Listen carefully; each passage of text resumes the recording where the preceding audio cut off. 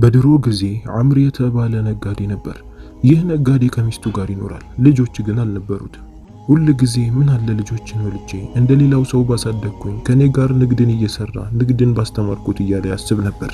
አምር በንግዱ ላይ ትርፋማ የነበረ ሰዎች ዘንድ በጥሩነቱ ይታወቃል። በዚህም ሁኔታ ላይ ሳለ አንድ ቀን በጠዋት ወደ ሱቁ ይሄዳል። በመንገዱ ላይም እየሄደ ሳለ በድንገት የአንድ ሕፃን ልጅን ድምጽ ይሰማል። ያ ሕፃን ልጅ እያለቀሰ ነበር። ድምጹን ወደ ሰማበትም ቦታ ሄደ። እድሜዎቹ በ10 ቤት የሚገኝ ገና ሕፃን ልጅ ነበር። ግድግዳን ተደግፎ ቁጭ ብሎ አምርሮ እያለቀሰ ነበር። አምርም ወደሱ ጋር ጠጋ ብሎ ምን ሆነህ ነው ብሎ ይጠይቀዋል። ልጁም እያለቀሰ እናቴ ሞተች። እናቴ ከሞተችም በኋላ አባቴ ሌላን ሚስት አገባ።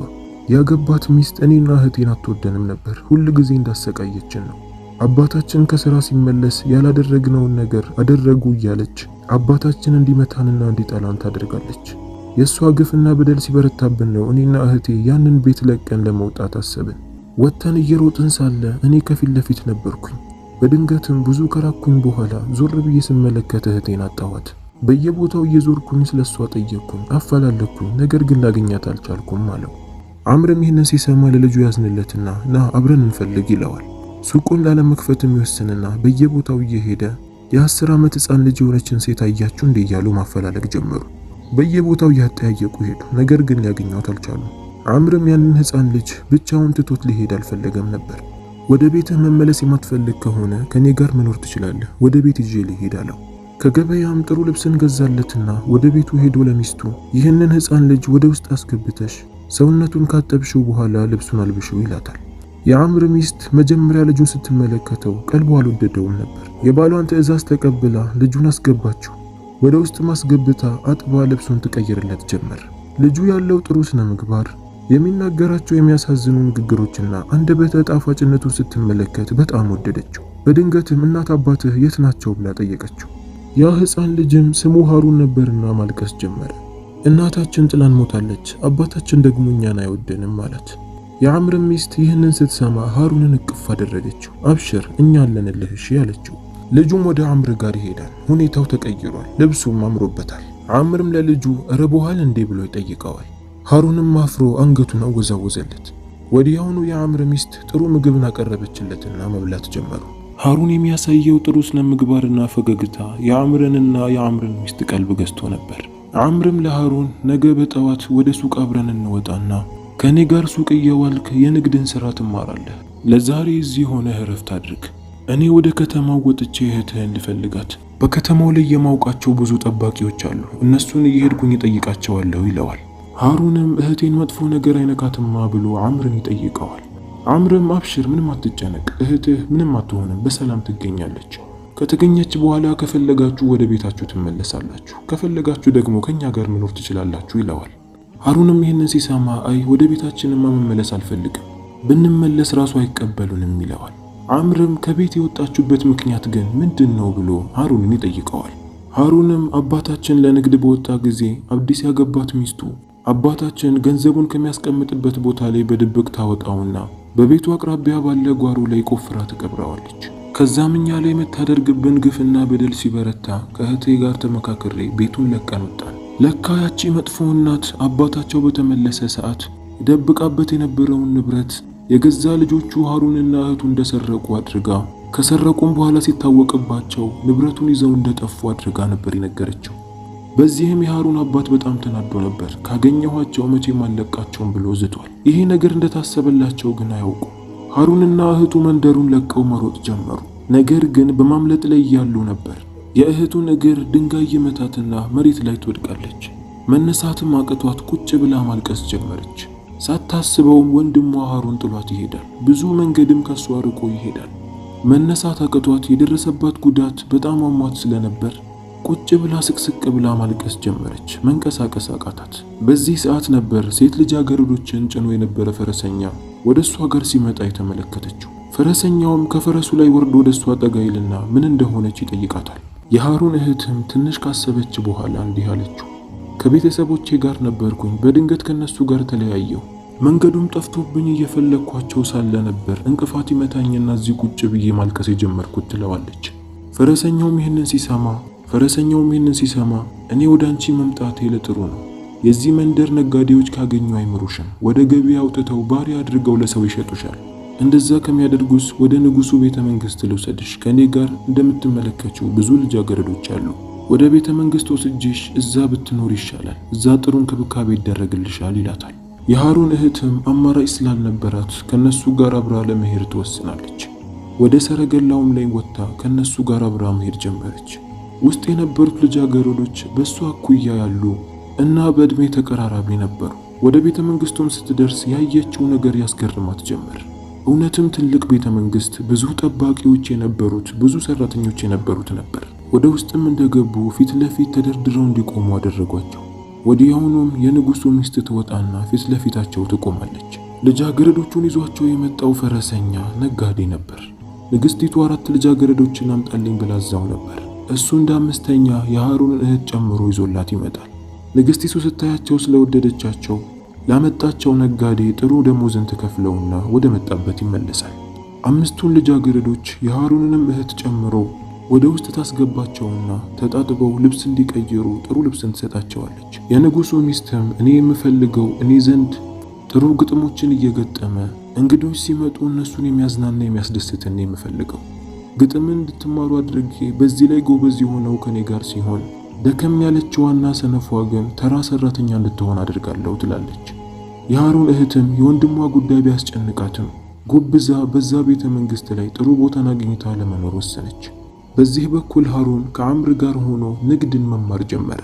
አሁን ሃሩን ከአምር ተምሮ ጥሩ ሽቶዎችን መፈብረክና መስራት ጀምሯል። ነገር ግን አሁንም እህቱን አልረሳት። የት ሆነሽ ነው እህቴ እያለ ያስባል። ከሳምንት በኋላም አምር ለሃሩን እንዲህ ይለዋል። ዛሬ ማታ ብዙ ነጋዴዎች ወደዚህ ስለሚመጡ ምናልባት እነሱ ይዘዋት ሄደው ሊሆን ይችላል። ወደዛ ሄደን እናጣራለን ይለዋል። ሃሩንም በአምር ሐሳብ ይስማማና ከስራ በኋላ ማታ ላይ ከአምር ጋር ሆነው ነጋዴዎች ወደሚገኙበት ቦታ መሄድ ጀመሩ። ምንም ተስፋ ሳይቆርጡ በየቦታው ያገኙትን ነጋዴዎች ይጠይቋቸው ጀመር። ነገር ግን አንዳቸውም እንዳላገኙና እንዳልወሰዱ ይናገራሉ። በጣም መሽቶም ወደ ቤት እየተመለሱ ሳለ በድንገት አንድ ልብሱ የተቀዳደደ እብድ የሚመስል ሰው ወደ እነሱ ጋር ይመጣና ምን ፈልጋችሁ ነው ይላቸዋል። እነሱም ሰው እንደጠፋባቸው ይነግሩታል። ሰውየውም የምትፈልጓትን ሴት ነው ያቻታለሁ፣ ነገር ግን ከመናገሬ በፊት 3 ወርቅን እንድትከፍለኝ ይፈልጋለሁ አለው። አምርም ብቻ አንተ ንገረኝ እንጂ ጨምሬ እሰጥሃለሁ፣ ችግር የለውም ይለዋል። ሰውየው መጀመሪያ ክፈለኝ አልያ አልናገርም ይላል። አምርም እሺ ብሎ 3 ወርቅን አውጥቶ ይሰጠዋል። ሰውየውም የምትፈልጓት ሴት እግሯ ተጎድቶ መሬት ላይ ቁጭ ብላ ነበር። በድንገትም 2 በቅሎዎች የሚጎትቱት ሰረገላ ይመጣና ከሷ ጋር የተወሰነ ካወራ በኋላ ይዟት ይሄዳል ይለዋል። አምርም የወሰዳት ማን ነው? ወዴትስ ነው የወሰዳት ብሎ ይጠይቀዋል። ሰውየውም እሱን እንድናገር ከፈለክማ ድጋሚ መክፈል አለብህ ይለዋል። በግድ ድጋሚ ካስከፈለው በኋላ የወሰዳት አካል የንጉሱ አገልጋይ ነው። የወሰዳትም ከብዙ ሴቶች ጋር ስለነበረ ወደ ቤተ መንግስቱ በዚህ በኩል ወሰዳት ብሎ አቅጣጫውን ያሳየዋል። አምርም ይህንን ሲሰማ በጣም ይደሰታል። በስተመጨረሻ ማግኘት ከያዘው ዲርሃም ላይ ድጋሚ ጨምሮ ይሰጠውና መሽቶ ስለነበር ወደ ቤት ይመለሳሉ። በቀጣዩ ቀንም አምር ለሃሩን አንተ ሱቅ ሆነ የሚመጡ ሰዎችን አስተናግድ፣ እኔ እህትህን ወደ ወሰዳት ነጋዴ ቤት ይሄዳለሁ፣ ለማን እንደሸጣትና ንጉሱ ቤተ መንግስት ውስጥ የት እንዳደረጋት ተጠይቀዋለሁ ይለዋል። ከዛም አምር ወደ ነጋዴው ቤት ይሄዳል። ሚስቱ ነበር በርን የከፈተችው። ስለ ነጋዴው ሲጠይቃት ጉዞ እንደወጣና ለ1 ወር ያህል እንደሚቆይ ትነግረዋለች። አምርም ይህንን ሲሰማ አዝኖ ወደ ሱቁ ይመለሳል። ሌላ ሐሳብንም ማሰብ ጀመረ። በሌላ በኩል ደግሞ የሃሩን እህት በተሻለ መልኩ ግጥምን ተምራ መግጠም ጀምራለች። ከንጉሱ ሚስት አጠገብ ቁጭ ብላ እሷ ጋር የሚመጡ እንግዶችን ጥሩ አቀባበል ታደርግላቸው ነበር። ንጉሱ አንድ ወጣት ልጅ ነበረው። ሁል ጊዜ የሃሩን እህት ግጥምን ስትገጥም ይሰማትና ያያት ስለነበር እየወደዳት ይመጣል። አንድ ቀንም እናቱ ጋር ይሄድና ልጅቷን ማግኘት እንደሚፈልግ ይነግራታል። እናትም ይህንን ስትሰማ በጣም ትደነግጣለች። ለልጇም በቃ ለሷ ነግራትና ነገ ታገኛታለህ፣ ነገ ተመለስ ትለዋለች። ንጉሱ ልጁ ባሪያን እንደወደደ ካወቀ እሷን በጣም እንደሚቆጣት ታውቃለች። ስለዚህ ለልጇ ነገ ተመለስ አለችውና እሱ ከሄደ በኋላ የሃሩንን እህት ጠርታ እንዲህ አለቻት፣ አንቺ በጣም ጎበዝና ታታሪ ሰው ነሽ። ነገ ከአንድ ወታደር ጋር ወደ ከተማ ወጥተሽ ዘና እንድትይ ይፈልጋለሁ። እንዳንቺ ያሉ ጎበዝ ሰራተኞችን ማስደሰት ይኖርብኛል ትላታለች። የሃሩን እህትም ይህንን ስትሰማ በጣም ትደሰታለች። በውስጧም እንዲህ አለች፣ ወንድሜ ተጨንቆ እንዳይሆን በጣም ስለናፈቀኝ ደህና እንደሆንኩኝና ያለሁበትን ቦታ በደብዳቤ ጽፌ ያስቀምጥለታለሁ ብላ ታስባለች።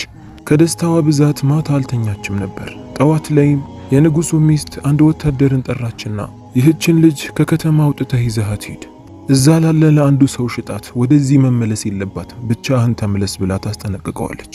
እሷን ሽጦ የሚያገኘውን ገንዘብ ደግሞ አምጥቶ እንዲሰጣት ለሱም ጥሩ ደሞዝን እንደምትከፍለው የሃሩን እህት ሳትሰማ ትነግረዋለች። ወታደሩም የሃሩንን እህት ይዟት በወጣ ጊዜ የንጉሱ ሚስት ልጇ ጋር ትሄድና እንዲህ ትለዋለች፣ ያቺ ባሪያ እኮ ለኛም ሳትነግረን ሸሽታ ሄደች፣ ወዴት እንደሄደች እንኳን አላወቅኩም ትለዋለች። ልጁም እሷን በጣም ከጅሎ ስለነበር በጣም ያዝናል። በዚህ በኩል የሃሩን እህት ወታደሩ እሷን ይዞ ብዙ መጓዝ ጀመረ። ግራም እየገባት መጣ። እሷ የጠበቀችው ወደ ከተማ የምትወጣ መስሏት ነበር። ከከተማ ርቃ እንደሄደችም ስታውቅ ወዴት ነው የምንሄደው? ከተማውን እኮ እያለፍነው ነው፣ ምናልባት መንገድ ጠፍቶብህ እንዳይሆን ብላ ወታደሩን ጠየቀችው። ወታደሩም አይ መንገድ እንኳን አልጠፋብኝም፣ የምወስድሽ ከከተማ አውጥቼ ወደ ሌላ ከተማ ነው። ንግስቲቷ አዘዘችኝ ወደዛ ከተማ ወስጄ እንድሸጥሽ ነው አላት። የሃሩን እህትም ይህንን ስትሰማ በጣም ደነገጠች። ያላሰበችው ነገር ነበር። እባክህ እኔም ወደው አንድ ወንድም አለኝ፣ እሱ በጣም ይጨነቅብኛል፣ ከከተማ አታውጣኝ፣ እባክህ እዚሁ ተወኝ፣ እባክህ እያለች እያለቀሰች ትለምነው ጀመር። ወታደሩም ፊቱን ወደ እሷ ዞረና እንዲህ አላት፣ ታውቂያለሽ እኔም ባሪያ ሆኜ ነው ወደዚህ ቤተ መንግስት የመጣሁት። ውጪ ስጫወት አግኝተውኝ በግድ ነው ወደዚህ በህፃንነት ይዘው ያመጡኝ። ቤተ መንግስት ውስጥ ስልጠና ወስጄ ይኸው አሁን ወታደር ሆኜ እያገለገልኩ ነው። እኔም እንዳንቺው ነኝ ይላታል። የሃሩን እህትም ታዲያ እንደዛ ከሆነ እኔንም ለምን ትሸጠኛለህ? አንተም እኔም እናምልጥ ትለዋለች። ወታደሩም እኔ እኮ አንቺን ሽጬ ባገኘሁት ንብረት የተወሰኑ በጎችንና ፍየሎችን ገዝቼ ወደ መንደሬ ለመመለስ ፈልጌ ነው። ነገር ግን አትዘኝ፣ እኔ እንደነሱ ጨካኝ አይደለሁም። የምሸጥሽ ጥሩና መልካም ለሚባል ሰው ነው ይላታል። ከዚህ ውጪ ሌላ በምንም ልረዳሽ አልችልም ይላታል።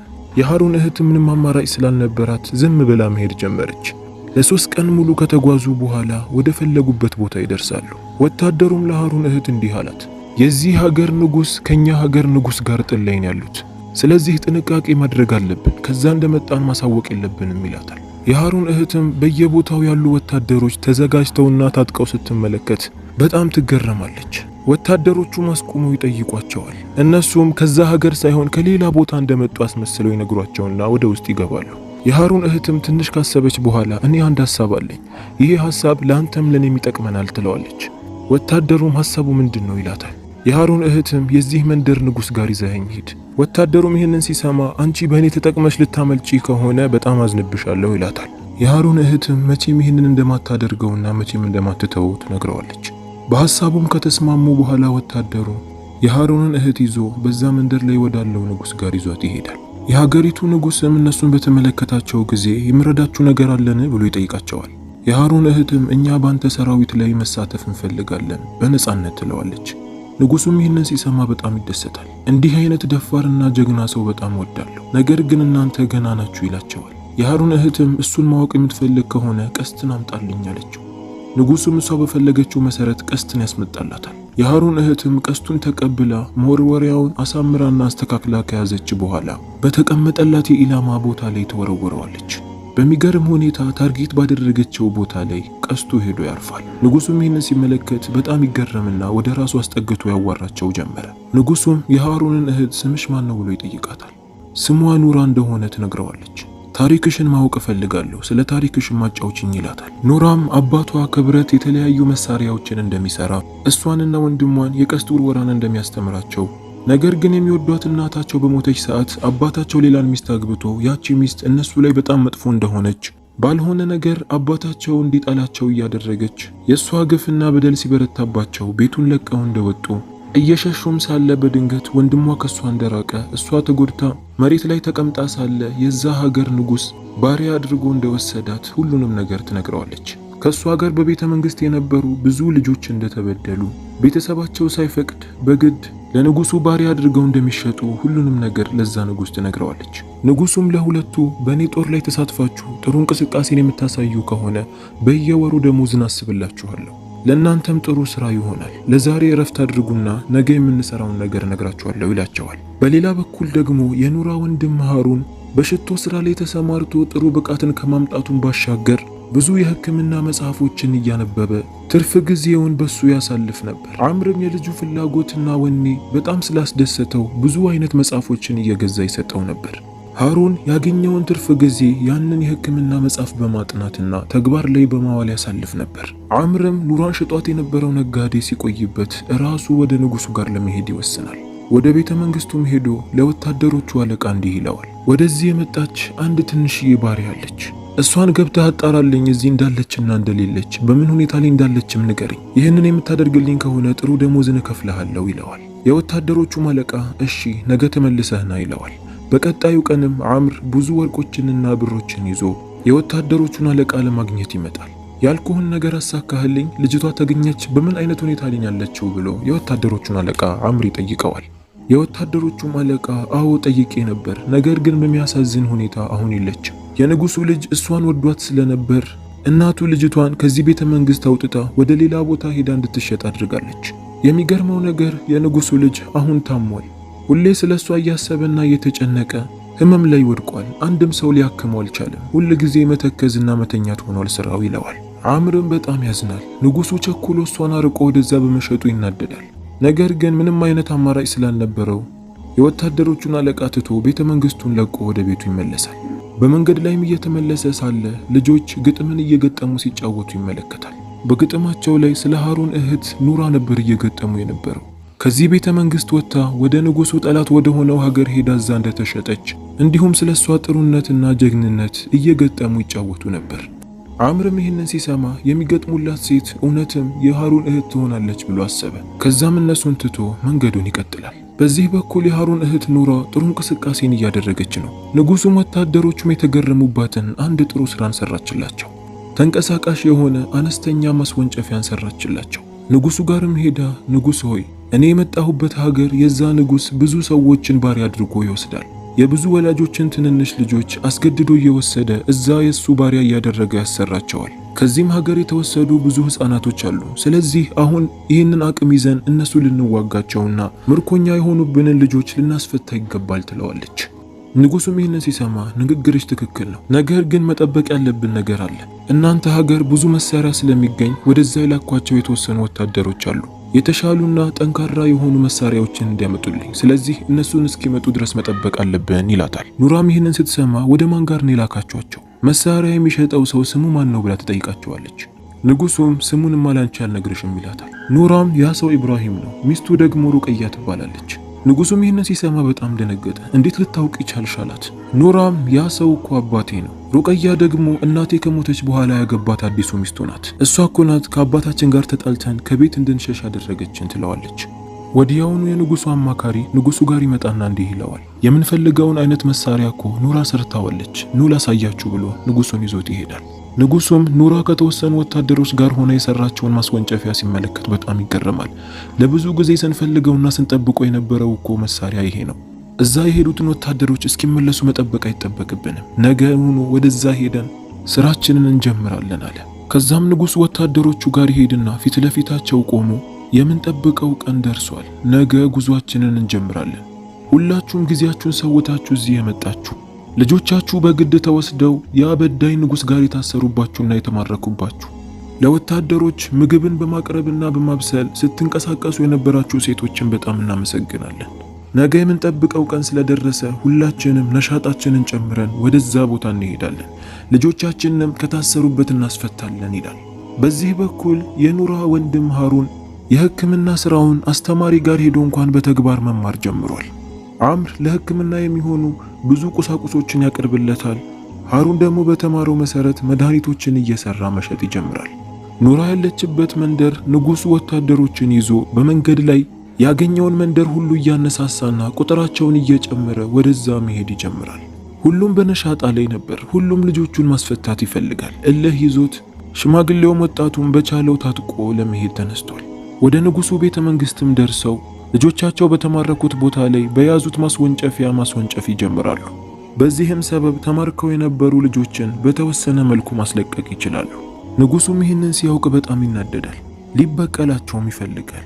ማስወንጨፊያ እንዳላቸው ስላወቀ እሱም በነበረው ማስወንጨፊያ ላይ ለየት ያሉ ነገራቶችን መጨመር ይፈልጋል።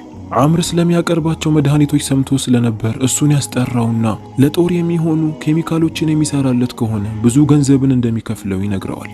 አምርም ይህንን ሲሰማ ከማን ጋር እንደሚዋጋ ስለማያውቅ በደስታ ወደ ሃሩን ጋር ተመልሶ ጥሩ የሥራ ዕድል ተገኝቶልሃል፣ እንዲህ አይነት ኬሚካሎችን የምትሰራ ከሆነ ንጉሱ ጥሩ ደሞዝን እንደሚከፍለኝ ነግሮኛል፣ ስለዚህ ይህንን ነገር አንተ መስራት አለብህ ይለዋል። ሃሩንም ይህንን ሲሰማ በጣም ይደሰታል። ችግር የለውም ዛሬ ማታውን ስሰራ ነው የማድረው፣ ነገ ይዘህለት ትሄዳለህ ይለውና ማታውን እየሰራ ያድራል። ሃሩን በተማረው መሰረት ብዙ ኬሚካሎችን እያዋሃደ ለጦር የሚፈነዳና እሳት የሚፈጥርን ለየት ያለ ኬሚካልን ይሰራል። በቀጣዩ ቀንም ለአምር የተባልኩትን ሰርቼ ጨርሻለሁ፣ ለንጉሱ ይዘህለት ሂድ ይለዋል። ንጉሱም ሃሩን ሰርቶ ያመጣውን ነገር በተግባር ሞክሮ ሲመለከተው በጣም ይገረማል። የሰራው ኬሚካል ተስወንጭፎ በሄደበት ቦታ ላይ ትልቅ ፍንዳታን የሚፈጥር እሳት የነበረው ከባድና ኃይለኛ ኬሚካል ነበር። በዚህም ንጉሱ በጣም ተደስቶ ብዙ ደሞዝን ለሃሩን ይከፍለዋል። ይሄ ወሬም ለነኑራ ይደርሳቸዋል። የዛ ሀገር መንግስትም ይህንን ሲሰማ ውይይት ለማድረግ የተወሰኑ ወታደሮችን ይጠራል። ከነሱ መካከል ኑራ ነበረች። ከነሱ ጋር ከመዋጋት ስምምነት አድርገው የታሰሩባቸው ልጆቻቸው ተፈተው የተሰረቁባቸው ንብረቶቻቸው ተመልሰው ለንግድ ደግሞ ግብይት ማድረግ እንዲፈቀድላቸው በአክብሮት የዛን መንደር መንግስት ለመጠየቅ ይወስናሉ። በዚህም ተስማምተው የተስማሙበትን ሐሳብ ኑራ ሄዳ እንድትናገር ያደርጋሉ። ሁለቱ ወታደሮች ፊት ለፊት በተገጣጠሙ ጊዜ ኑራ ወደፊት ለፊት ትወጣና ድምጿን ከፍ አድርጋ እንዲህ አለች። እኛ ከናንተ ጋር መፋለምም ሆነ መጋጠም አንፈልግም። እኛ የምንፈልገው ሰላምን ብቻ ነው። የታሰሩብን ልጆቻችን እንዲለቀቁ፣ ተዘርፎ የነበሩ ንብረቶቻችን እንዲመለሱ፣ በሰላም ከናንተ ጋር መገበያየት እንዲፈቀድልን የምንፈልገው አለች። ንጉሱም ይህንን ሲሰማ ከወታደሮቹ መካከል ሃሩን ነበርና ወዲያውኑችን ልጅ ግደላት፣ እኛ ስምምነትን አንፈልግም ይላል። ሃሩንም ጠጋ ብሎ ልጅቷን ሲመለከት ያየውን ነገር ማመን አቃተው። የሚወዳትና የሚፈልጋት የነበረው የገዛ እህቱ ኑራ ነበረች። ኑራም ሃሩንን ስትመለከተው ፈዛ ቀረች። ሁለቱም በተለያየ ጎራ ላይ ሆነው ሊገዳደሉ ነበሩ። ሃሩንም መሳሪያውን ጥሎ እየሮጠ ወደ እሷ ጋር ይሄዳል። ኑራም ከፈረሷ ላይ ወርዳ ዘላ ትጠመጠምበታለች። ለብዙ ሰዓትም ተላቅሰው ማንባት ጀመሩ። ከተለያዩ ብዙ ዓመታት አልፎ ነበር። በስተመጨረሻም በመገናኘታቸው በጣም ደስ ብሏቸዋል። ንጉሱም ይህንን ሲመለከት በጣም ይናደድና ሃሩንም ከነሱ ተጨምሯል ማለት ነው ብሎ ከአንድ ወታደር ቀስቱን ተቀብሎ ወደ እነሱ አነጣጥሮ ለመተኮስ ይፈልጋል። ነገር ግን ወዲያውኑ ኑራን ይወዳት የነበረው የገዛ ልጁ በያዘው ዱላ የአባቱ ጀርባ ላይ ያሳርፈውና መሬት ላይ ይዘረራል። ወደ ኑራና ሃሩን ጋርም ጠጋ ብሎ ስምምነት ማድረጋቸው እሱም እንደሚፈልግና እንደሚስማማ ይነግራቸዋል። ከዛም ከሁለቱም ጎራ የነበሩት ወታደሮች ለሃሩንና ለኑራ ቀስ በቀስ እጅ እየሰጡ ይመጣሉ። ሁሉም በእነሱ ሐሳብ እየተስማማ ወደ እነሱ እየቀረበ ይመጣል። የንጉሱ ልጅም ታስረውና ተማርከው የነበሩ ልጆች ሁሉ እንዲለቀቁ፣ ተወስዶባቸውና ተዘርፎባቸው የነበረው ንብረት በተሻለ ነገር እንዲተካላቸው ያዛል። በሐሳቡ የተቃረነ አንድ ሰውም አልነበረም። የሁለቱ ወታደሮች ጀማዓ በደስታ እጃቸውን ማውጣት ጀመሩ። ሁለቱ ወንድምና እህት የሰሩት ጀግንነት ማስገረማቸው። ምንም ያህል ሕፃን ሆነው ወጥተው ተለያይተው ለሰው ታማኝ ሆነው ጀግናነትን አሳይተው ጥሩን ሥራ በመስራታቸው የወታደሮች አለቃ ለመሆን በቁ። በዚህ ሰዓትም የገዛ አባታቸው ወደ እነሱ ጋር ይመጣል። እያለቀሰም ይቅርታ አድርጉልኝ፣ እናንተን መበደል አልነበረብኝም። እናንተ ከኔ ከራቃችሁኝ በኋላ ነበር ሁሉም ነገር የገባኝ፣ እባካችሁ ይቅርታ አድርጉልኝ ብሎ ልጆቹን ወደ ደረቱ አስጠግቶ ያለቅስ ጀመር። እነሱም የገዛና የሚወዱት አባታቸው ስለነበር ይቅርታ አደረጉለት። ሶስቱም ተቃቅፈው ማልቀስ ጀመሩ። የሁለቱም ወታደር ጀማዓዎች ከበዋቸው በደስታ እየተመለከቷቸው ነበር። የዛሬው ድንቅና ድንቅ ታሪካችን ይህንን ይመስላል። ቪዲዮ እንደተመቻችሁ ተስፋ አድርጋለሁ። ሰብስክራይብ፣ ላይክ፣ ሼር ማድረጋችሁን እንዳትረሱ። አስተያየትም ካላችሁ ኮሜንት ስራ